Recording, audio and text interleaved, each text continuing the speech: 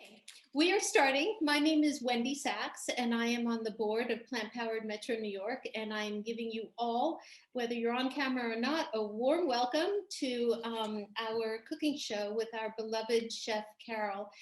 Some of you who've been here regularly, you will notice that the background has shifted for Carole because she has actually moved across the country to Taos, New Mexico. So alas, I won't be eating her food at the end of the demo, but sacrifices.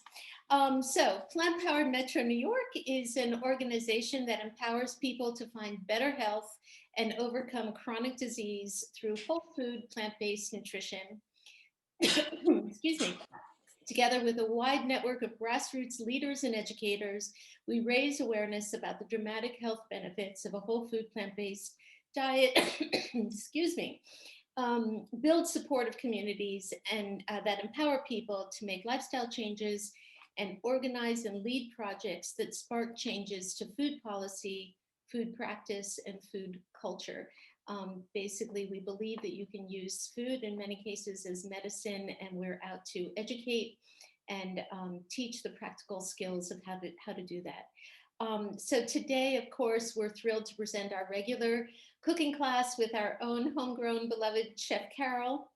And as usual, we're going to allow Carole to demonstrate the recipes. You should have all received them in your email box.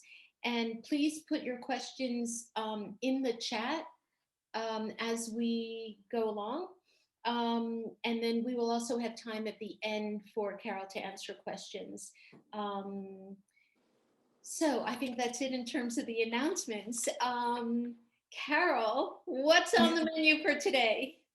Well, hello, everyone. And oh my gosh, seeing some of you make me feel so happy because I feel so far away from my friends in New York, but I know that people are joining us from all over the country, and thank you for coming today. It really makes me so happy. I'm in my new kitchen, as you can see. I have to just give you a short preamble and say that maybe it was all my whole food, plant-based eating these last few years that have really made me have a desire to have a proper refrigerator that could hold all my vegetables, opposed to my little teeny Manhattan refrigerator that I had. I have a yard now, which I hope to start a vegetable garden and grow fresh herbs, which I attempted to do last summer in my windowsill, but just kept clipping them all back. And hopefully composting that I love doing so much will be just done in my yard, and I won't be riding around on my bicycle with compost to Union Square Market. So I'm so happy. Today is a little bit of experiment for me in the sense that my house is empty. I don't have my furniture, so you might hear a little bit of an echo. It's just because I'm in a cavernous place until my things get here. I have minimal kitchen equipment here, which I sent ahead so that we could have demos, and also so I'm teaching a Food for Life class currently right now, and several of you have joined. So I'm very happy that everyone is here, friends and colleagues, and anyone that's brand new, welcome. We are making two things today. One of them is one of my favorite recipes. It's called lentil meatballs. Of course, no meat. The lentils are the meatballs. And we are going to make an Indian sauce with fenugreek as the main spice, and then we're having rice, and then I have been super into eating this chocolate hummus, which I'm going to blame my colleague Enrica for turning me on to it, but I found a little different recipe, and I'm going to share my favorite snack that I've been snacking on since I've been here in Taos, New Mexico. For certain, in the future, we'll be making maybe some Southwestern food. I have a lot of ideas for coming up shows, but today is my old standard favorite. So starting with the standard favorite, I would have all my beans, and we would be using these wonderful beans, lentils. They're not beans, they're lentils, and they're called beluga beluga or caviar. And I went to all 4 stores that are here and I could not find them anywhere. So I'm making an immediate substitution right off the bat. Before you all even ask me, what can I substitute? I'm going to tell you, I'm already substituting. So there are these wonderful lentils that are again called caviar. They look just like caviar. They're teeny little black dots that look like little like caviar, but I couldn't find them here. So I am using in substitution what we call the little French lentils, okay? And I cooked these ahead of time already. And I took 1 cup of lentils and I took 3 cups of water. And then I put inside as a spice, a lovely seed, which is called fennel seeds. And I'm just gonna show you what those look like. They look like that, fennel seeds. And I cooked those lentils, okay? And we're gonna, these are already cooked and I'm just going to drain the water, okay? And there's a lot of water. As you can see, I have a really nice, gigantic, big sink now, which is very exciting to me. We're gonna just get all the water out. The seeds, the fennel seeds are still in here, okay? They're still in here. It actually flavors the lentils very delicious. And these take about, whether they're these French lentils or they're the caviar lentils that you're using, they take about 20 to 25 minutes to cook. Okay, so we're actually gonna put half, only half in here, and we're gonna keep the remaining half, and we're gonna put those in the bowl here, okay? That's gonna go in there, okay? And I'm just gonna get rid of that. And then we have some quinoa, okay? And the quinoa I also cooked ahead of time. And interesting enough, I wanna share with you that I'm learning how to cook. These last few weeks, the quinoa has been cooking up different every time I cook it. And it's because I'm in high altitude here in New Mexico. We're up 7,000 feet. And what's happening is taking a lot longer for the quinoa to cook. And I had to add extra water to it because it's drier here. So anyway, the rice seems to cook fine, lentils, but I'm learning quinoa is a little bit different. So I'm gonna put this quinoa, this half the quinoa right now, and the other half of the quinoa goes in here. So we're basically splitting everything, okay? So the reason we're not gonna, this is gonna help give our texture, okay? So this would make a lovely salad just in itself, actually, now that I'm looking at it. Lentils with quinoa would be delicious and some onions. Okay, so I'm going to just puree this, just pulse it, not very hard, okay? And then I'm gonna, that's just a very few times, okay? Everybody saw that I've just pulsed it just a very few times. Trying not to get it all mushy, but I do want, and this is what this looks like, okay? Everyone can see that. Okay, and I'm gonna put all of that into here. This makes a lot of meatballs. You're gonna see it's quite a quantity. I have to be very gentle with my little Cuisinart here because I sent it on ahead, and somehow I think in the box, even though I packed it quite properly, I have a little crack in my bowl, and it saddens me. I try to order the bowl, but it's got a little crack, so I've been quite gentle with it since I've arrived here. The thing that's going to hold this together actually is going to be our tofu, okay? And I bought this tofu. I want to just show you, and it calls for 6 ounces of tofu, and I like buying this kind of wildwood tofu that comes in 2 separate packs. You can buy a whole block of 1 pound of tofu, and then you would just cut it in half.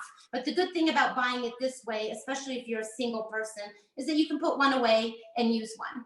Okay, we're not going to have to, I drained the water out of this already, okay? And we're just going to put this tofu in here, okay? And we're going to get rid of this container, and we're going to just break this up. This is really what's going to hold everything together for us, okay? This original recipe, just so you know, is not my recipe. It came from Food 52, which is one of my very favorite websites, and for food recipes as well as shopping. And what is awesome is that when I stopped eating salt and sugar and oil, I said, I'm not going to let go of the foods that I love. I'm going to just keep those recipes and I'm going to adapt and I'm going to figure out how to make the same food that I love very much without giving up things. So in the old recipe, we used to put like almost a quarter cup of olive oil in here, and I can't even imagine doing that anymore. I do have a little bit of granulated garlic, which I'm gonna put in here, which is a teaspoon. Okay, and then this, you're gonna see, I'm just gonna puree it. So just mix it so that it becomes smooth. And it doesn't need any oil, doesn't need any water. It's gonna naturally become pretty smooth.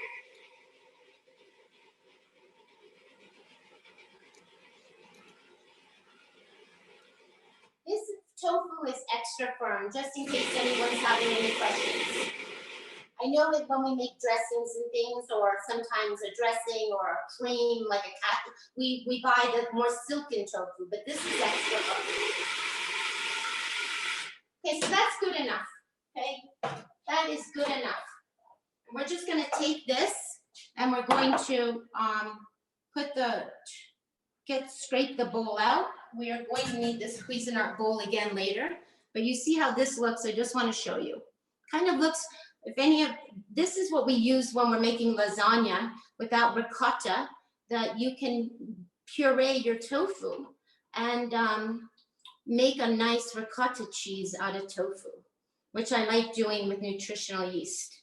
That will be another demo, but I just want to show you that there are so many different options. There's options of using tofu in place of other things. So this tofu, then we have the lentils, fennel, quinoa, and we need cilantro. So here's the cilantro that I've already washed, and just gonna take a bunch of it. It says 1/3 of a cup. And honestly, it's really hard to know like exactly what 1/3 of a cup is, but I'm just gonna give it a chop, chop, chop here. And it's probably more than 1/3 of a cup, but it doesn't matter. Okay, I always tell all of you this, the recipes are a template, right? They're a beginning, but you can interpret them and add the things that you like. Now, I know a lot of people don't like cilantro, but if you didn't like cilantro, you could definitely substitute some parsley if you wanted. Just about any fresh herb probably could go in here. But the reason that we're doing cilantro today and not parsley is because this is more of an Indian dish. The spices that we're using today, fennel, fenugreek, and we're making something that tastes Indian, okay? I'm just giving this one last quick chop so that leaves aren't so big. Okay, that looks good. Again, it says 1/3 of a cup, but probably more. I could show you. I guess if some people kind of wonder sometimes, is this 1/3? Look at that. You see? That is 1/3 of a cup. Amazing. If it was more than that, I would have used more.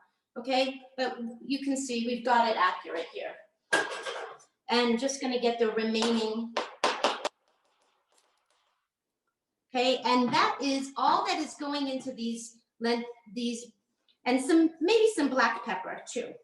But let's just taste everything because we have the cilantro and we're getting this really mixed, probably using too small of a spatula, but I've come to love these little spatulas. I have 3 of them and I love them so that it would be wiser to use a taller spatula when you have more batter. But just want to show you how that's coming along, okay? It looks good, right? It looks really good.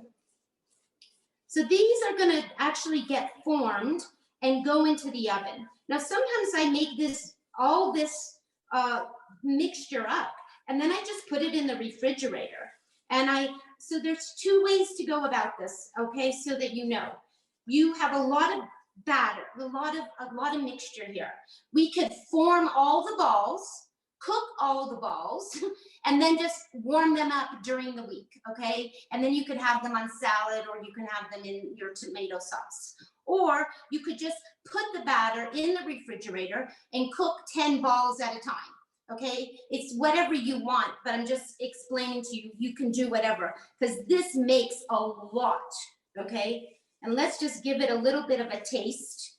We have, just see how everything is. Remember, we have that fennel that was in here. I think what it needs just a hair of is some black pepper, which I have way back here. I'm gonna just give it a little bit of black pepper. Okay, and that is our mixture. So how do we get it into the oven? I have the oven preheating, and these are going to take a good 20 to 25 minutes to make. Okay, so let's just remove this for 1 minute.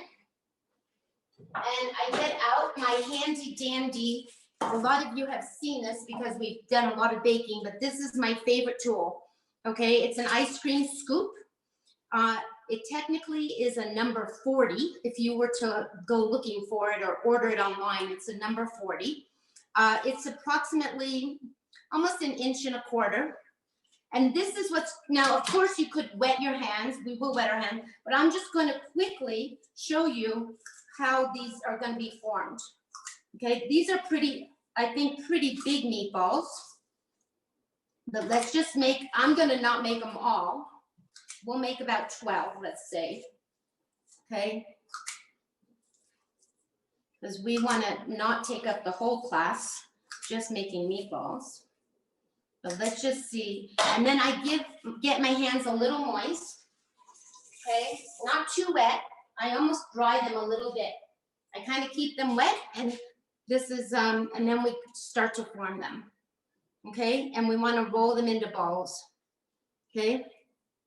That is how we are going to make these. Now, I make a lot of variations on this. Sometimes I put mushrooms in it. There are so many different, just like we have all learned how to make different kinds of bean burgers. When it comes to basically one of these meatballs, you can add a lot of things to it as well. Okay, mushrooms, other herbs. But these are these particular ones, and I like getting them all lined up, and they're going to get all brown in the oven. We'll have to rotate them a little bit, but that's what these look like. While I'm rolling, does anyone just have a particular question maybe that is just on their mind at the moment? Yes, we do have some questions. Carole, does fenugreek taste like licorice? Fenugreek tastes a little bit like fennel tastes like licorice. Fennel, the fennel that we cooked with the lentils, that will taste like licorice. Fenugreek tastes different. Fenugreek is a very specific Indian spice that comes in leaves and comes in seeds. And if someone didn't have fenugreek, there are ways around fenugreek, but we'll talk about that when I get there, when we're making the sauce. Okay, very good. Another quick question. Do you use the tofu press every time you use tofu? No, I actually, that's what I just said, that this was the first time we were not going to be using the tofu press, because I'm not, no, this, I did not squeeze the water out of this. I actually wanted it to be somewhat, you know, creamy. And I did not squeeze, I just drained the water that was out of the container. Beautiful. Okay, great. And then if someone can't have tofu, is there anything you can use instead of tofu for this particular recipe? Anything else to bind it together? I don't know. You could try a sweet potato, I guess. I mean, I probably, maybe a sweet potato would work off the top of my head. Okay, good. I mean, just an idea. I haven't really thought about it hard, but it's just an idea. Beautiful. Yeah, I thought, yeah, good. I mean, that's always a good binder. I think it's a good binder, you know. I mean, often we bind, right? We bind with flaxseed, right? That is our normal binder of a tablespoon of flax with 3 tablespoons of water makes our egg. And anybody that has been eating meat all their life know that when they make meatballs, they put a couple eggs in. So a binder could also be flaxseed and water. Great. And then two other quick, well, a question and a comment. The question is, if you add mushrooms, would you saute them first? Yes, definitely, definitely. And would you need to adjust any of the amounts of the other ingredients to accommodate the mushrooms? You wouldn't have to adjust. I would just make sure when you're sauteing your mushrooms that you get all the liquid out of them so that they're dry when you add them in. So you're just adding for the flavor. Beautiful. And then Karen just commented chickpea flour is also binding, and she uses it with her burgers. And we know you use flour, but the tofu in this case, or the sweet potato, would add a little moisture, so that also would help. So these are here. I just want you to see what they look like. Beautiful. I've only made 12. There's probably another dozen here that are in the bowl. Okay, I'm gonna definitely put these in the 400-degree oven. And I have to really try to remember that because I have not used this oven but for making toast.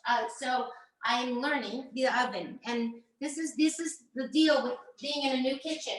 Everything's a learning experience. Everything, how to use the stove, how to use the burners, how to store things in your refrigerator. It's all new for me. So I just want everyone just understand where I'm at. Trying to find my own comfort in my kitchen and not necessarily even having all my things here. So anyway, let's move on. And Wendy, was that it for questions? One more very quick question, which is, what can you use instead of the coconut milk? Coconut milk, I know, is traditional Indian flavoring, but what other kind of milk would you use? I guess we're doing the Indian, someone is jumping ahead, which is okay that they're jumping ahead.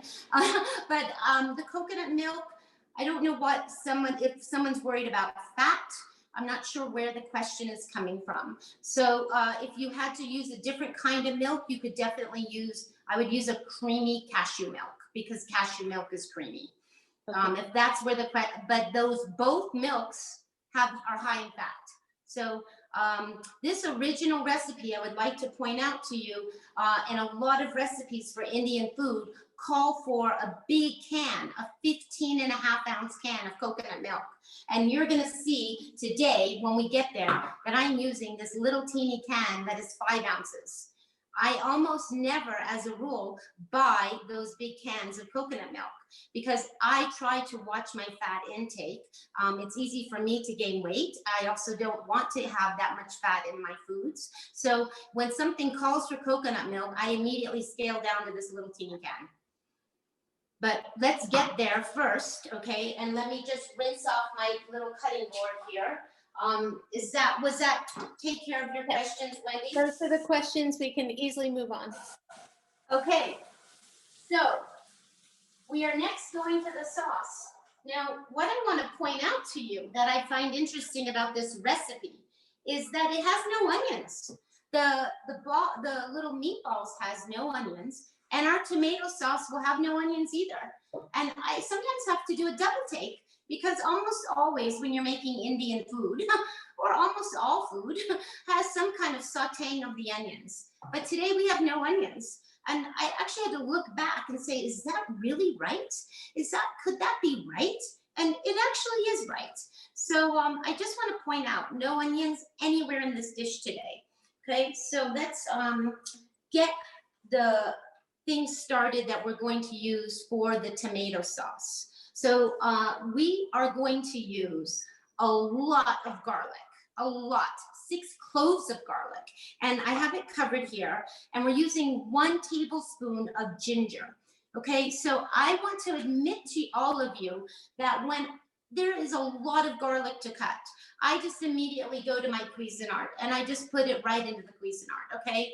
Because it's a lot of garlic to chop and maybe you don't have a garlic press. Maybe you're chopping it with a knife and you don't want to spend the time. So when it's 3 or more garlics, I say, hey, I'm putting it right into the Cuisinart. And I put 6 cloves of garlic into the Cuisinart. I spin it around, it's done in 2 minutes, okay? And if any of you want to spin all 20 pieces of garlic and then put some of it in the refrigerator for later on in the week so you don't have to chop it, you could do that too, okay? And then when I didn't clean out the bowl, I also did the ginger. Okay, but I want to just take a minute to show you. I like reminding everyone that this is the fresh ginger that we're using. I try to look for it with big pieces. I try not to find too many little teeny knobs because it kind of makes it a pain in the ass to just trim. You can eat the skin. It's not a bad thing to eat the skin, but most of the time you would definitely have to wash it. I have washed this, and I want to just show you. I know we've gone over this numerous times, but I just want to show you that taking a spoon is the easiest way to peel it, and you just peel it towards you, okay? And it gets through the crevices. Now you could take our actual peeler. Yes, of course you could do that, okay? But this is the easiest way, and you could even push it so it's going down, you see? And how much approximately does 1 tablespoon? It's probably about this much. I'll just show you. It would be like an inch.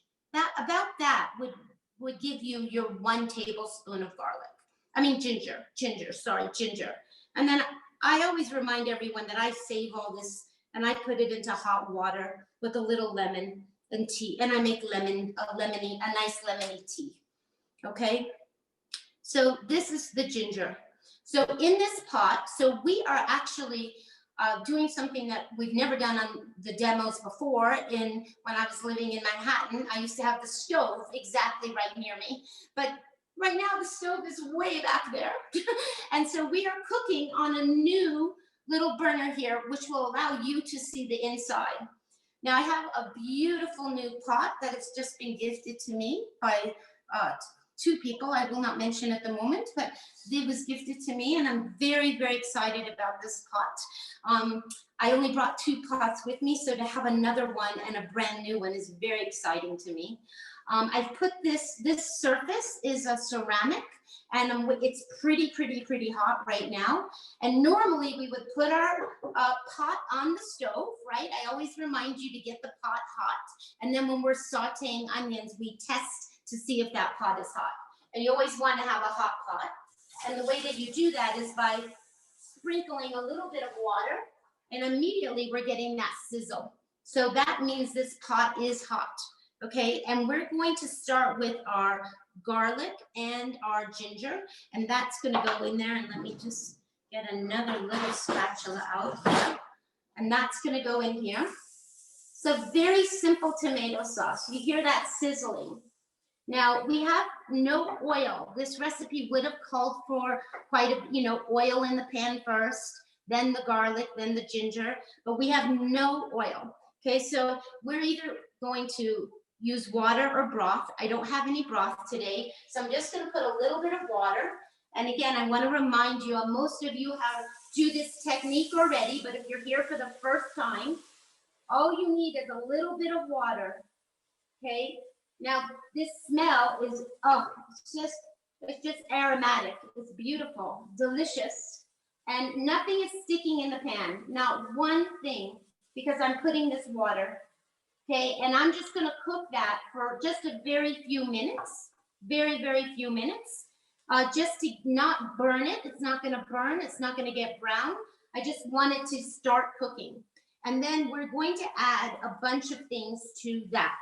But first we're gonna I have 3 tomatoes, okay? In the recipe, I say 3 to 4 large tomatoes. Again, it really depends on what size tomatoes you have. I had to show you, I bought this yesterday. This tomato has this little nose on it, and I thought it's so cute that I had to just buy it. Anyway, we're putting in the tomatoes. Okay, that's just rough cut. I didn't get fancy with how to cut them. Okay, and this is cooking away. Okay, that is the tomatoes, ginger, and the other things that are going to go into this, and let's just clean up here, is we are going to put 1 tablespoon of fenugreek, okay, 1 whole tablespoon. And the fenugreek, these are the leaves, okay, I'm just showing them to you. Okay, and you can have substitutes for if you did not have this, okay, if you don't want to go out and buy a special spice, although I think this is worth having, you could replace it with curry powder, okay, you could replace it with Fennel Seeds, which we just used in our balls. You could put use the celery leaves, you know, when you have celery in the inside of the leaves, that could replace this as well. So there's a number of things that could replace it, but it's worth having. And we have a whole tablespoon, okay, and I'm learning how to use this little burner, and let's just see if turning it down will actually slow down the cooking process. Okay, and then we have 1 teaspoon of turmeric, okay, we're gonna put that in. And then we have 1/4 teaspoon of cayenne. Okay, that's for the little bit of spice. And let's get this mixed up and I'll show you how things are looking. It's a lovely tomato sauce. Sometimes I add a little water to it just to thin it out. But let me just show it to you. It's really pretty. Really nice, really delicious. And here, I just want to show you that. So what it looks like. Okay, very simple, right? There's not a lot going on here. I'm going to add just a little bit of water to it because I just want it to be a little thinner. And also, the original recipe called for a lot of coconut milk, and I'm not putting that much coconut milk. And we can actually add that coconut milk now. So this is, again, a small amount, 5.4 ounces. And you always, you know, be careful with the coconut milk because usually the fat is sitting here on the top. And then just right underneath here, I'll just take the fat out so you see. And then there's basically water underneath. So I try to take the first initial fat off the top, and then I give it a little bit of a stir. Okay, and then let's see if we can get that in there. And that, I'm always clean all that out. Again, if you didn't want to use the coconut milk, I don't know where that question is coming from. They don't like coconut milk, but cashew milk would also serve a purpose, would work. Okay, and then this just has to cook now. And I'm gonna turn it up a little bit so it starts to cook. I just want to show you what that looks like. And basically the tomatoes and the everything's just going to cook together. And this is what it looks like right at the moment. Okay. And that's just going to cook down, and I'm going to put a lid on it so that it cooks a little bit faster. And we're going to, I have to finish it off, we're going to use a lime juice. Okay, and you don't need that. And I have this garlic out here for a reason. I wanted to remind everyone that when they are chopping up 6 cloves of garlic, it's important to learn what a normal clove of garlic is, right? Because when you buy the garlic heads, right, and they look like this, and sometimes they're teeny. Sometimes a clove of garlic is super teeny. Sometimes it looks like that, okay? That's a really big difference. So you want to just make sure that you kind of understand what is a normal one, what's a teeny one, what's a middle-sized one, and then just kind of average it out, you know? So here, I have a bunch of them here. And oh, and I have some floating here at the bottom, and I just want to show you that sometimes what happens, and this is just a little thing to tell you, is that the garlic starts to grow a little green thing in the middle. That doesn't mean that the garlic is spoiled. It just means you definitely want to take that out of the center. You see, if you can see that really closely like that, that is still a good garlic clove, but you want to peel out that green part. That green part is bitter and not nice, but you could still use this part of the garlic. So I just left that out as a reminder for myself to show all of you that. The sauce is cooking. We can move on. I'm also cooking brown rice. So let's just look at the oven. It's a little far away, but I'll bring it all towards you. Carol, can you answer a quick question in between? I can, and I'm just going to show you. Just give me 1 minute, Wendy. So these are cooking. They're really soft still. They're not even near done. So I'm going to go put them back in. At a certain point, they will start to become brown, and we will be able to turn them around. We will be able to really turn them and rotate them around. Great, beautiful.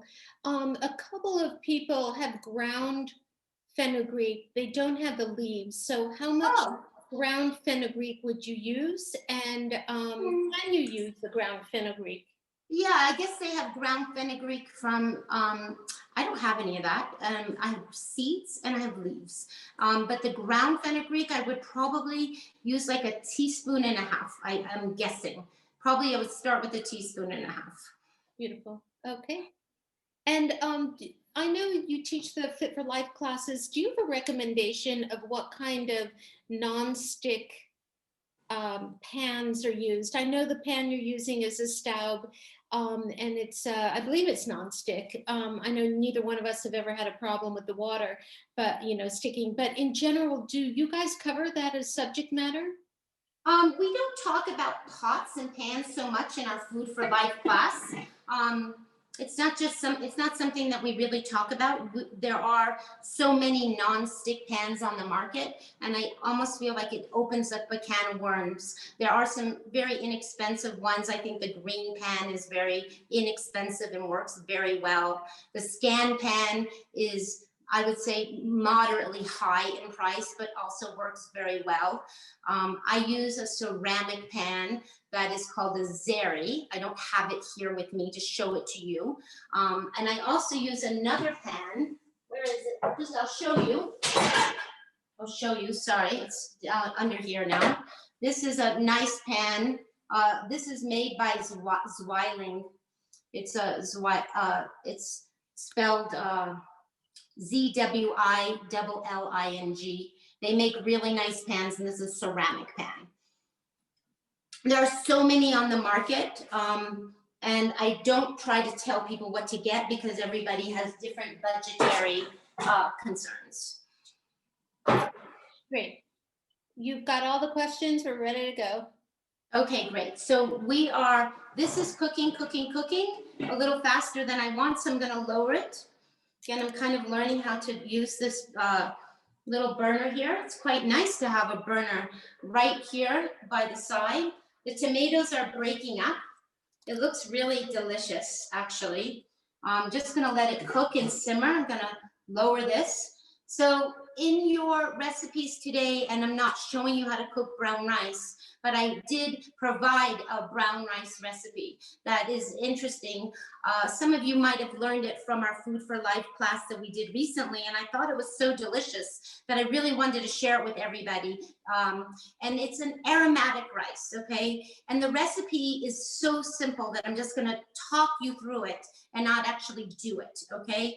So it's brown rice, it's 1 cup. And brown rice takes a longer time to cook, but you want to try to eat brown rice over the white rice, especially if you have high blood sugar, you have diabetes. The brown rice is just so much better for you than the white rice, okay? It's not to say you can't eat the white rice. I'm just encouraging you to eat the brown rice. But it does take almost 45 minutes to cook, and sometimes people lose patience for that. So you can, I always rinse the rice. So let's just say we have 1 cup. Okay, I'm going to show you 1 cup of brown rice. Okay, I put it into a colander. I put the 1 cup in, and then I rinse it. I rinse it, and I let the cold water go all the way through it. I get all the starches off. Okay, and then I take a bowl, and if I don't want to speed up the cooking, you can just put the water 2 cups. So 1 cup of rice, 2 cups of water, and you just let that bowl sit on your counter with the rice and let it sit there all day, okay? Just let it sit there. It's going to speed up the cooking time, okay? I know some people have rice cookers, and if that's what they use, then you don't have that issue, okay? But if you're just cooking normal rice, I think that it's nice to let it soak, okay? And you always want to rinse it. Any kind of rice you want to rinse. Okay, so after you've had this rice sitting in your bowl and you have just let it soak and you have your 2 cups of water, then you're going to put it in your pan. you're going to put it on a very low flame on your stove, the lowest flame possible, and you're going to put a lid on it. And then you're going to let it cook for, it could be 45 minutes if you haven't soaked it, but it could be as short as 30 minutes, okay? But to make it aromatic, that's what I really want to tell you. So the aromatic flavorings are, you take your pot before you put the brown rice in, and you put the pot on the stove, and you're going to put 1 cinnamon stick and a couple of cardamom pods and 1 clove of garlic. Okay, those are aromatic spices, and you're just going to toast them in your pan just for a very few seconds until you start to smell those spices. They become enlivened with the heat, and you're going to leave those spices in the pan, and you're going to put your rice and your water and then your lid, and you're going to cook it. And then it's going to be done. And before you serve it, you're going to take out the cinnamon stick. You're going to look for the little cardamom pods, and you're going to look for the 1 clove of garlic. If you don't take those things out and you just serve the rice, you warn your guest and you say, I am serving you aromatic rice, and I want to warn you that you could find a cardamom pod. So just be careful, okay? The other day I made this rice for friends, and I couldn't find the 4th cardamom pod. And I said, just watch it, be careful. So that makes a nice aromatic rice, okay? Any questions on me walking you through what is aromatic rice? All good. All good. Okay, so we don't have a ton of time, but let's go look for 1 minute. This sauce is looking delicious. I will show it to you so you have a better sense of what it looks like. This is what it looks like right now. You see, it's very beautiful. It's pretty much done, actually. I like the tomatoes to break way down, and we can just keep the lid on. Okay, such a nice pot. It's like the prettiest pot. I'm like loving it so much. It's like a special gift. We are going to look at the balls just to see how those are going. Again, this is the first time I'm using my oven today, so we don't really know how things are going. But you see, they're starting to get hard, and see how they didn't stick, and they're starting to actually get brown. Now, I could jump ahead here for 1 second, and you see they're starting to get brown. Can you see that? Can you see on the bottom how they're browning? Okay, it's probably better if we just take this, and we take a little spatula, and we start to flip them rather than use your fingers. Now, I normally would like these to go another minute or 2, but I just want to be able to show you that these are browning, okay? And I like them to get brown and hard. They will stay moist inside because of the tofu, okay? And sometimes I love these little balls on salad. I haven't made them in so long. Such a friendly, you know, when you see something that is your old recipe, you're like, oh, this is a familiar friend. And so look at that I just want to show you what these are. Look, you can see, I think you can see. You see how they've all gotten brown, okay? They've gotten brown. I'm going to put them back in so that their other sides can get brown. Okay, but they're almost ready to serve. And that is a very hot oven. And I'm going to show you back here what the rice looks like so you can see. See, inside I have a cardamom pod. Get out a fork here. I have a big cinnamon stick in here. And I have the cardamom pods that are little tiny little pods. They look like that. And this rice is done, and it smells so aromatic. And again, it's an extra step, but it's just a way of bringing a little bit more flavor to your rice. And everybody gets tired of just regular rice, right? So you might as well kind of change it up. So we can actually keep this rice here. Now, in the meantime, I'm just going to rinse out my bowl here, and we're going to make a very, very quick snack. I'm very excited about this snack. The snack is this chocolate hummus, which I'm really loving. I think it might be the best snack that I've had in a really long time.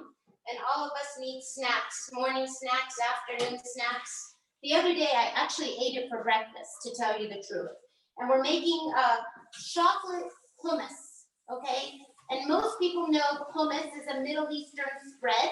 It's a bean spread. Sometimes you can add red peppers to it.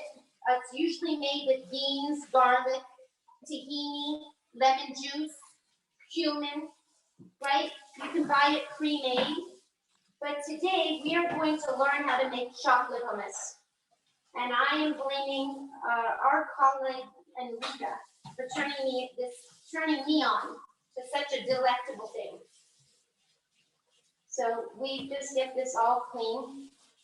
I'm trying to remember to be gentle to my little machine, because gentleness is, I don't want to pressure it.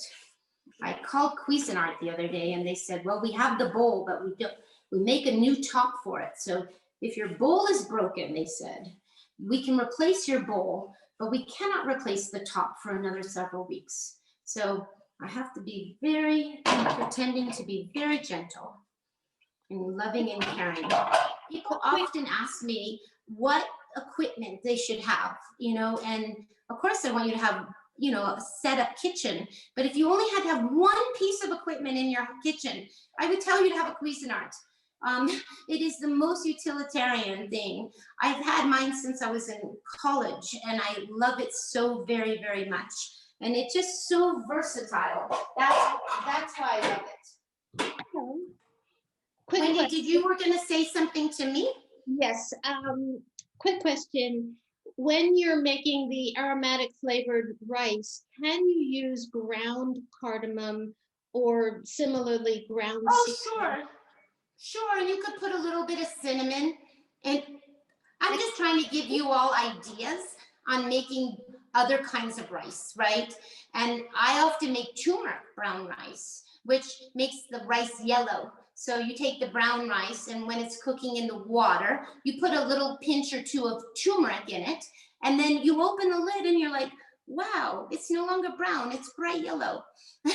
And so I sometimes will make up 2 pots of rice. I'll make a pot of white rice or brown rice, and then I'll make the yellow rice, and then I'll mix the 2 together. So, I'm all about presentation. I really super like when everything is colorful. I'm a believer that we all eat with our eyes, and so I want to make it look as appealing and appetizing as possible. And so how much would you suggest of the... I guess I would just say a pinch or 2, a pinch or 2 of cinnamon, a pinch or 2 of cardamom. Not too much.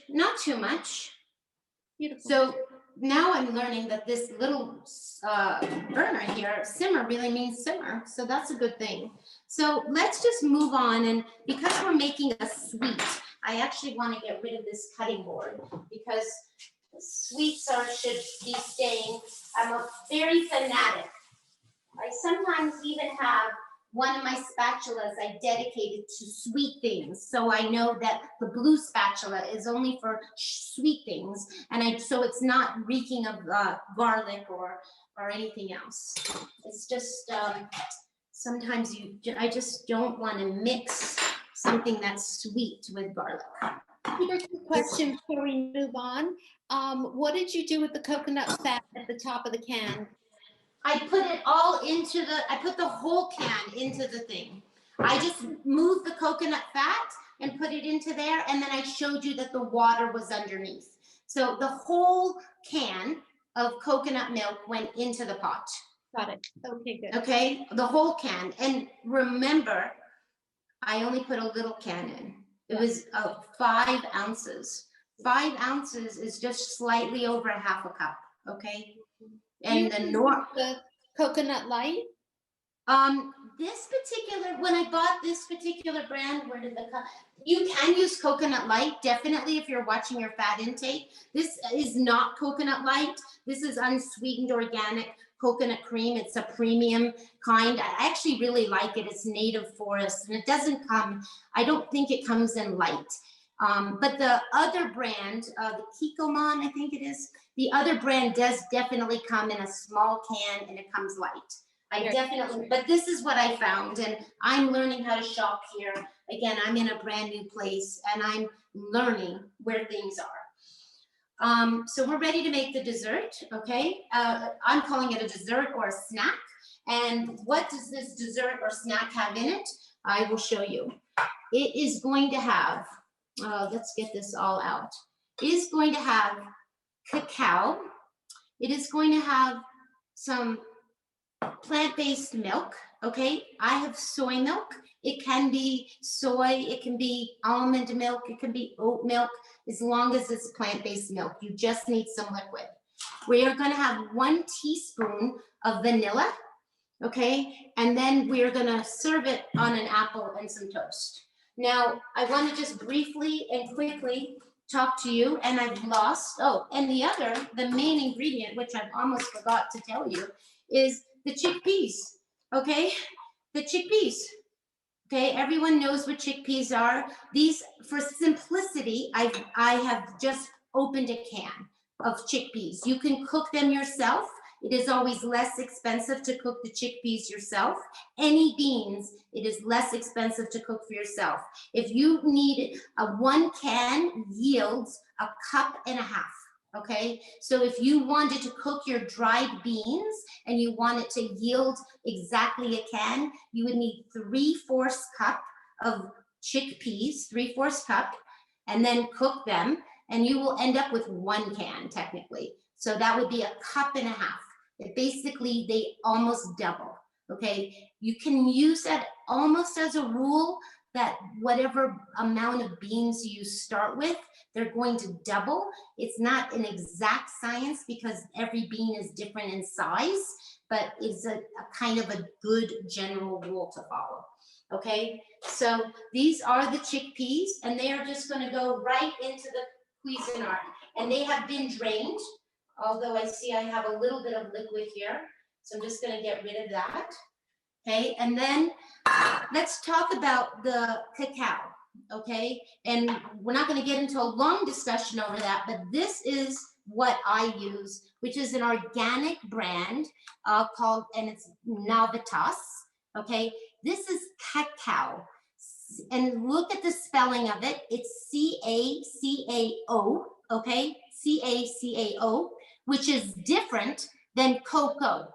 Okay, the cocoa that we all grew up with in the Hershey's box, most of us, cocoa is spelled C-O-C-O-A. It has the same letters. It's just mixed, just kind of transformed, okay? There is nothing wrong with cocoa. And if you have cocoa, you could substitute. These two, the product is interchangeable, okay? But I prefer if you could use the cacao because it is a much more natural, right from the bean. It is less processed. It has more antioxidants and minerals for you. And it also promotes heart health, okay? So this cacao, different than cocoa, where cocoa is highly processed. Often they add palm oil. Often they add sugar, and it is a much more processed form of the cacao bean, okay? So I have given Wendy a link if she can post it, if anyone wants to really read about it. Again, they are interchangeable, but the cacao is so much better for you, okay? So that I just wanted to make clear. So we have a 1/4 cup of that. So we're putting a 1/4 cup. Okay, and we have a 1/4 cup of that, and we also are going to put in 1 teaspoon of vanilla. Okay, 1 teaspoon of vanilla, that goes there, and we have 1/4 cup of milk.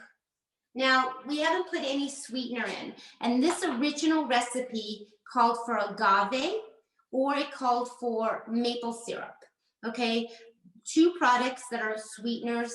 I tend to prefer to use dates, okay? Dates are from the whole food, and I happen to have some dates right here, and these were medjool dates, and I've just been soaking them. I've talked a lot in past demos about making date paste, which is a sweetener. And this is exactly what we would do. We would put a bunch of dates in a bowl, cover them, and then we would take these dates out and we would puree them and we would leave the water behind. And I want to show you this water. Okay, this water is sugar water. Okay, sugar water. This is not to be thrown out. Okay, this is very delicious. And we're going to use a little bit of this sugar water. This is beautiful, beautiful. They've been soaking all morning. So to add the sweetness, I put approximately, in place of a 1/4 cup of maple syrup, I actually put about 5 dates. So I'm gonna just put 1, 2, 3, 4, and 5. And we'll taste it, and any type, and when we want to see how this is going, if it's not smooth enough, we're gonna use a little bit of this date water. So we're going to start pulsing.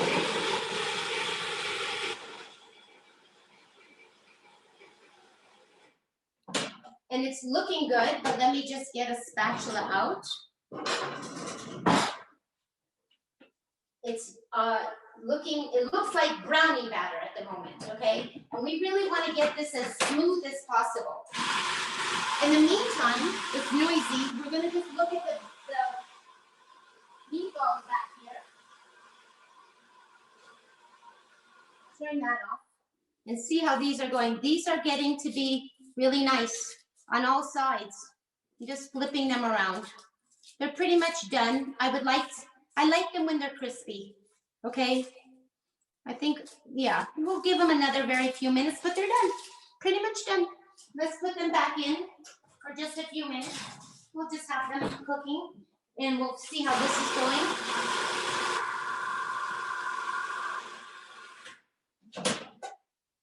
Okay, I'm going to show you what this is looking like at this moment. This is what this looks like. Smooth, looks like brownie. We're going to just taste it, okay? We have to taste it eventually.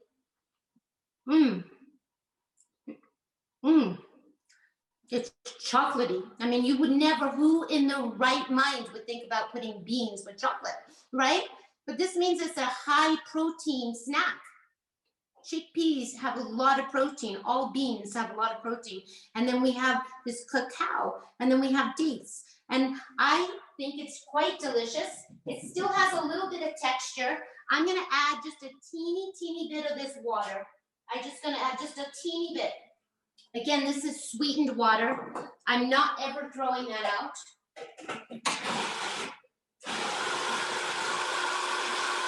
In fact, I just remember that in our Indian curry, often, you know, when you're making sauces, the Italians do this, Indian, Jewish people, all sorts of cultures.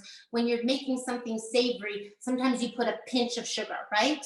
So this recipe did call for a little bit of sugar, which I said you could add 1 or 2 medjool dates. Well, I haven't really tasted this yet, and ooh, that lid is hot.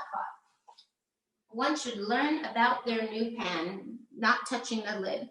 So I'm going to put just a hair of this sweetener in it, just a little bit. Let's get mixing this. This is really nice and done. This sauce is really beautiful. I'm going to taste it while we're here, and I'm just going to get a spoon. Let's just see what it tastes like. It's hot. Ooh, it is a little bit spicy. I am going to warn you. We're going to also put our lime juice in. Now is a good time to do that. Okay? It is spicy and very delicious, actually. Very yummy. Okay, let's finish this.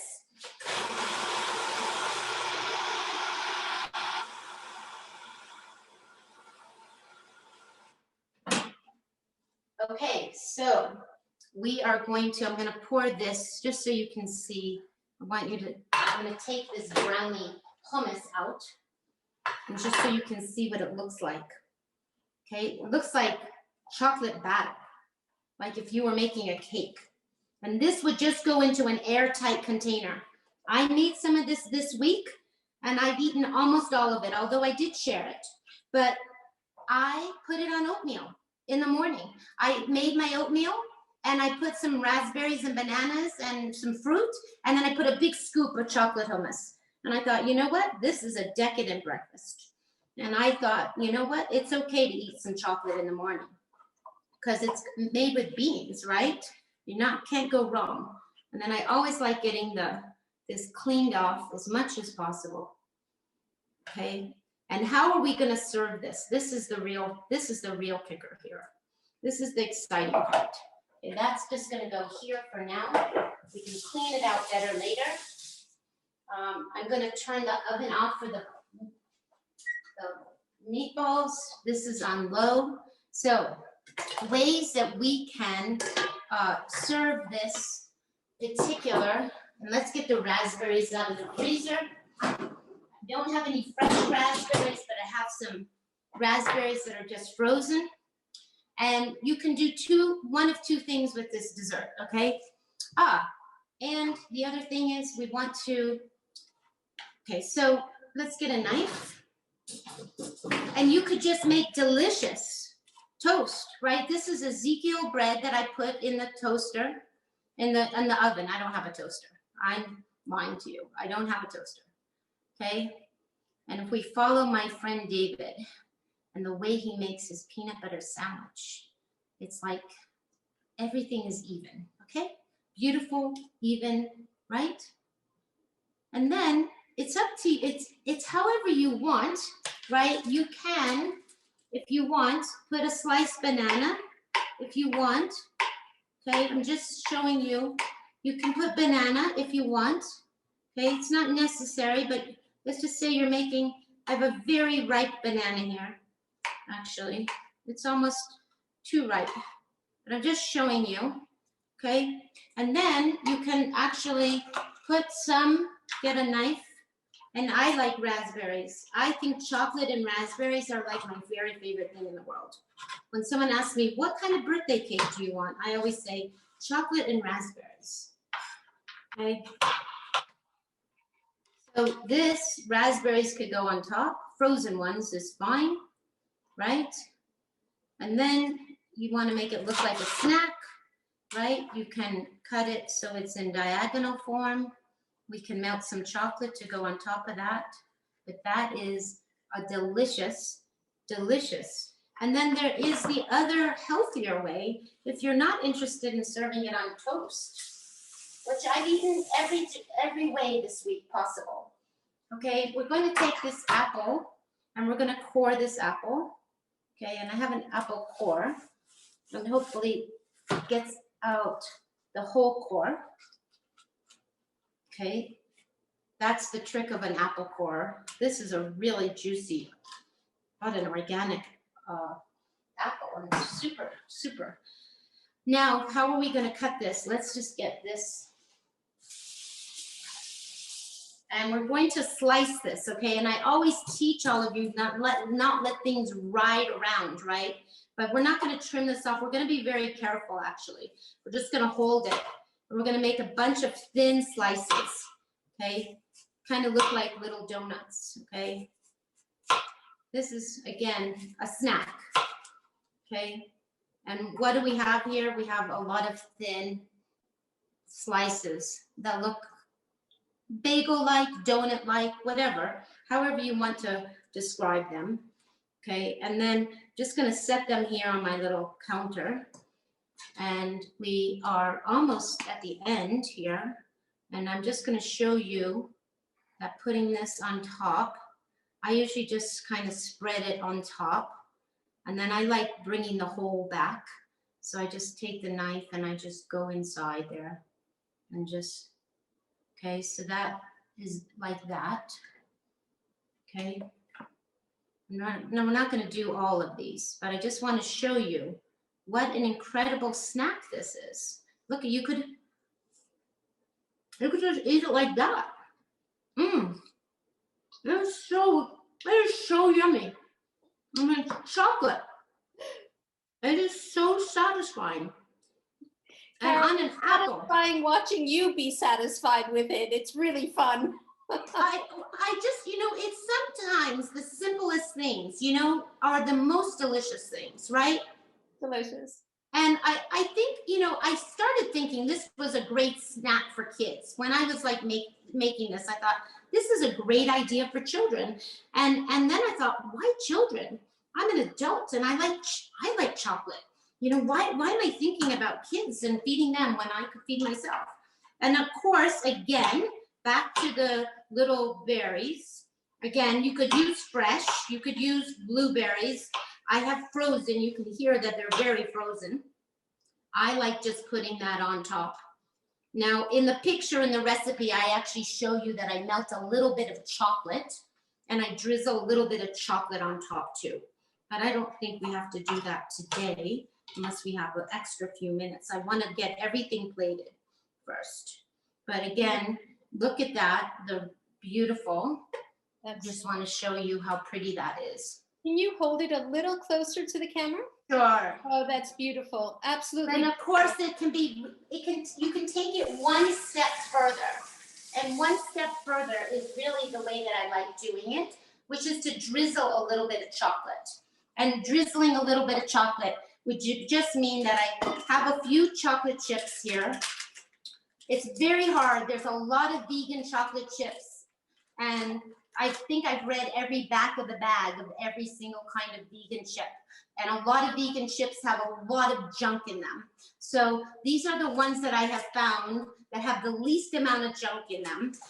And it has a little bit of, I believe, I think it has ethanol, a little bit of sweetener in it, just a little bit. But they're least offensive. And they're really teeny. And I figured, you know what, they're okay to use because I'm not using a ton of them, right? And let's just remove this. What we can do for a moment here is we will take this off the burner. Just give me 1 second here. And we will take this nice dish off this burner and put this over here because it is done. And we will just melt these for 1 second. And we will top that off. And I'm just gonna add a teeny bit of water. Let's bring up the heat. We have to be careful not to burn it. And in the meantime, while that is melting and cooking, we will just move some of these things and we will just plate the rest of the food, okay? And we'll move my snacking apple. Sorry that I'm eating in front of you, but it's one of those things where you just can't stop because it's so delicious.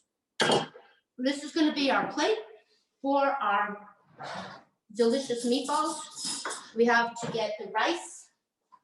Again, we have to watch for the little pods, but I'm gonna put a helping of rice. This would be delicious. I haven't made any greens, but if I were really serving this on my own, I would always have a big bunch of spinach or kale or some kind of greens. But today we're keeping it as simple as possible. And then we are going to get the little meatballs out of the oven. They look delicious. I've turned the oven off. Now, usually what I like to do, and I can show you this, it's a little complicated here, but let me just try to show you this, is I very much like, let's get this out of here. I like to put the meatballs directly into the sauce. And I like to put them into the sauce. And I put a few in, and then we'll turn them around. I'll show you in a minute. Just give me a second and I will promise to show you. But I don't put them all in because the more you have in there, the more they get kind of absorbed, but just show you what this looks like. Okay, you see how the balls are in there? Stunning. Really, it's really beautiful, right? And then, of course, maybe you want to have a pasta bowl, but I'm serving it on a plate for today. And we're going to get a bigger spoon. And I like coating them, right? And then we're going to just put this on here.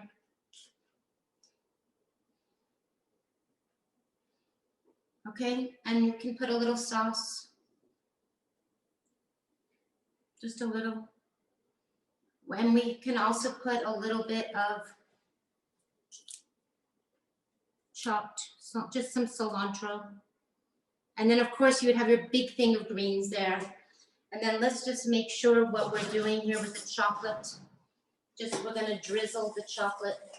That's cooking and melting. Wendy, now is a good time to just wrap up and have a few questions because I know we have to finish. We do, but we have actually pretty much answered all the questions. I'm going to quickly go back. There was a conversation about stevia. Could you use stevia instead of dates? I did not recommend stevia, but do you want to weigh in on your thoughts? You know, we have some. I would not recommend it. I mean, I know people use it, and if you're using a little bit of it, I don't know. It's better than the white pure cane sugar, but I try to stick as much as possible to eating a whole food, which is the dates. Yeah. So that's my answer, my short and sweet answer. That's mine. It's a good thing we agree on many things. Same teachers. Carole, is there a vegetable or something else, let's say, other than, like somebody in the chat recommended pumpkin with the chocolate hummus? Oh my God, and sweet potato. Sweet potato, and would you ever put it with celery or a carrot or? Of course.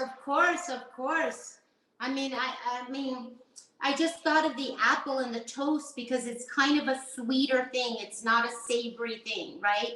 But of course, a carrot and chocolate, I mean, I don't think you can go wrong on any of it. Honestly, it could be dipped into anything. It would be delicious if we had strawberries, okay? I don't have any strawberries right now, but it would be delicious with strawberries. Awesome. Well, we are at time. Carole, if you want to hold up both plates, Yeah, I just want to show you that I've melted the chocolate, okay? I just want to show you that I melted this. It's a little hotter than, I usually let it cool. Now, normally in my pastry school days, the way that we dealt with this chocolate, we always put some kind of butter or oil because that's really what gets the chocolate to become firm and hard.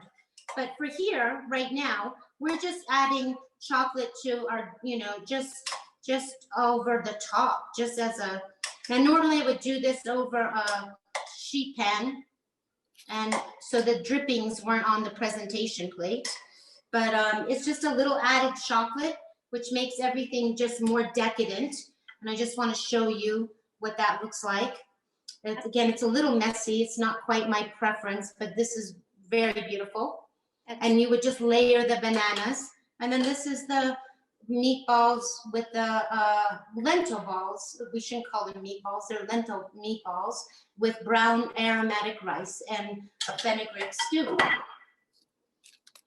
Absolutely beautiful. You're getting a ton of thank yous in the chat. So I've put for everyone in the chat, these are the upcoming shows that Carole will be doing. One is very, very soon. She's been invited to cook with Chef AJ. So she'll be doing whole food plant-based Passover cooking with another whole food plant-based cook, Shada Soleimani. Anyway, that's going to be live on YouTube at 2:00 Eastern Time, March 27th. It's in the chat. And then join us at Plant Powered Metro New York on April 18th. We will be doing this cooking show again. So for everyone here, thank you so much for coming.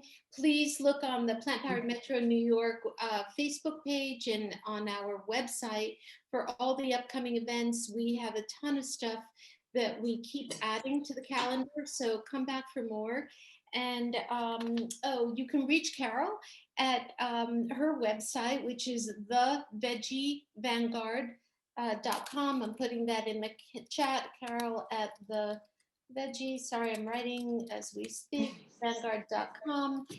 And again, a ton of thank yous. Any last words, Carole? I just want to say thank you all for joining me. This has been almost experimental for me. I mean, it takes a long time to feel comfortable in one's kitchen and in one's home, and it is not easy today for me. And it is familiar to have all of you. It is familiar to be cooking, but to move around, to not have everything that I love with me, although I have most things that are necessary. It has been it's been a triumph to have this demo today, and they will continue to get better as I settle in. And I'm very excited that all of you are joining, and I will continue to give demos through Plant Powered Metro New York. It is a group of people that I love. The programming is original. We are do an incredible amount of work. My body is not in New York, but my heart and soul are always there. And I welcome any of you to come to Taos, New Mexico. If you're traveling through the Southwest, I will have an extra bedroom. When I get settled, I hope to possibly have an immersion course here. And I am grateful to all of you for just showing up. So thank you so much. Please, as Wendy said, tune in to Chef AJ. We're doing Passover cooking, gefilte fish, beet radish, potato kugel, all sorts of yummy Passover food. And those who have joined from Food for Life course, we'll see you Thursday. Thank you so much for coming, and be well and take care, and happy cooking. Thanks, Carole. And to everyone who's been putting best wishes in the chat, I'll share them with Carole afterwards. But Carole, just know that everyone's very happy to be having inaugurated your kitchen and congratulating you on doing extremely well under the circumstances. So thank you again, everyone. Look forward to seeing you again, and have a really good evening and stay healthy.